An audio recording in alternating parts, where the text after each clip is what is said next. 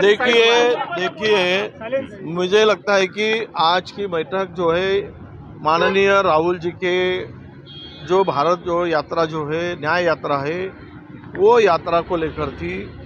12 तारीख को नंदुरबार डिस्ट्रिक्ट से महाराष्ट्र में ये यात्रा एंटर करने वाली है और वहाँ से लेकर तो 17 तारीख तक ये यात्रा का प्रवास मुंबई तक होने वाला है। धुले, नंदुरबार, जलगांव से लेकर तो नासिक, ठाणे और मुंबई ऐसा प्रवास होने वाला है। बीच में 5-6 सभाएं रखी गई है और महिला का सम्मेलन भी रखा गया है, युवा का सम्मेलन भी रखा गया है और हर डिस्ट्रिक्ट की जिम्मेदारी सबको बांट देने के लिए और ये जोर शोर से ये यात्रा को सफल बनाने के लिए हमने आज की बैठक चन्नीताला जी के उपस्थिति में ली गई।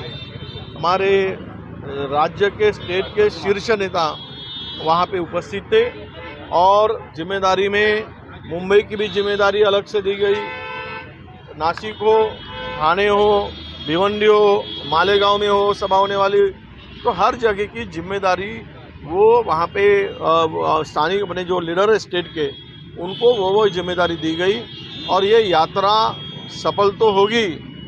लोगों में सरकार जो विद्यमान है मोदी सरकार उसके खिलाफ में जन आक्रोश है, लोगों में गुस्सा है, वो परिवर्तित यहाँ इस सभा में दिखेगा, यात्रा के दौरान दिखेगा, मुझे पूरा विश्वास है। और आखिरी सभा शिवाजी पार्क में लेने का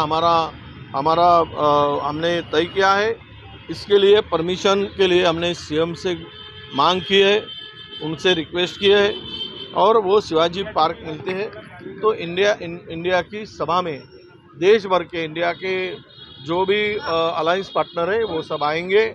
उन्हीं के साथ हमारे कांग्रेस के भी देश भर के वरिष्ठ नेता सीएम हो, डीसीएम हो, एमपी हो, वो भी इस सभा में आने वाले हैं और ये एक ऐतिहासिक सभा हो ऐसा हमारा प्रयास है। कुछ सीटों को लेकर चर्चा हो गई, कुछ सीटों को चन्नीताला जी के सामने सीटों को लेकर कोई बात नहीं हुई। आज केवल और केवल यही सभा थी कि न्याय यात्रा को लेकर उसके नियोजन को लेकर यह सभा थी। आपकी बेटी के साथ इस बार लोकसभा चुनाव को लेकर बातें चल रही है, चुनाव लड़ना चाहती है। देखिए बेटी ने चुनाव लड़ने की इच्छा के बारे में आपने जो कहा था वो सच है कि उन्होंने इच्छा प्रदर्शित करना गलत क्या है। अगर वो चुनाव लड़ना चाहती है तो चुनाव के लिए इच्छा प्रदर्शित करना और ये सब उन्होंने किए है। मुझे लगता है कि 10 साल से वो काम कर रही है। अब इस बारे में निर्णय लेने का काम जो होता है वो हाईकमान के पास होता है। अगर हाईकमान देगी तो लड़ेंगे, हाईकमान जिसको जिम्मेदारी देगी तो उसके लिए काम करेंगे। पर चुनाव जो है मांगना अधिकार होता है, देना अधिकार हाईकमान का है। सर, वर्धा सीट को लेकर है कि शरद पवार की तरफ से भी बैठक मांगी जा रही है। देखो, वर्धा सीट को लेकर कोई डेपुटेशन आया था, चन्नीताला साहब से उन्होंने बात की थी प्रभारी जी से और उन्होंने स्पष्ट रूप से कहा है कि दिल्ली में ये निर्णय होगा और दिल्ली में निर्णय होने के बाद में आपको बताएंगे। सर, प्रकाश अंबेडकर जी जो शर्तें रख रहे हैं उससे अभी पेच फंसा हुआ है, आप लोग भी आगे नहीं बढ़ पा रहे हैं, जबकि इंडिया गठबंधन ने पहले तय किया था कि नाम जल्द से जल्द अनाउंस हो। नहीं, देखिए ऐसा है कि कुछ शर्तें रखेंगे तो भी मीडिया में चर्चा होगी, अगर नहीं रखते तो आपकी चर्चा आपके मीडिया में बंद हो जाती।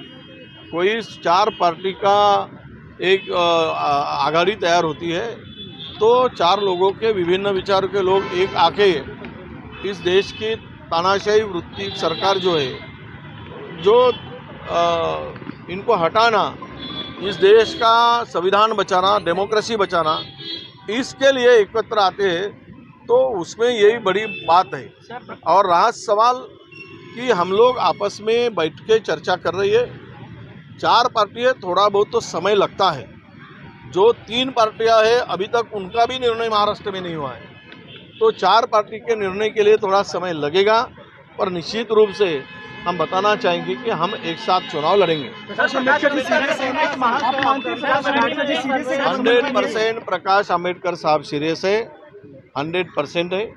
वो चाहते हैं कि यहाँ के जो उन्होंने कल भी कहा कि देश में एक नया हुकुमशाह पैदा हुआ है, इसलिए हमको एक साथ आना पड़ेगा।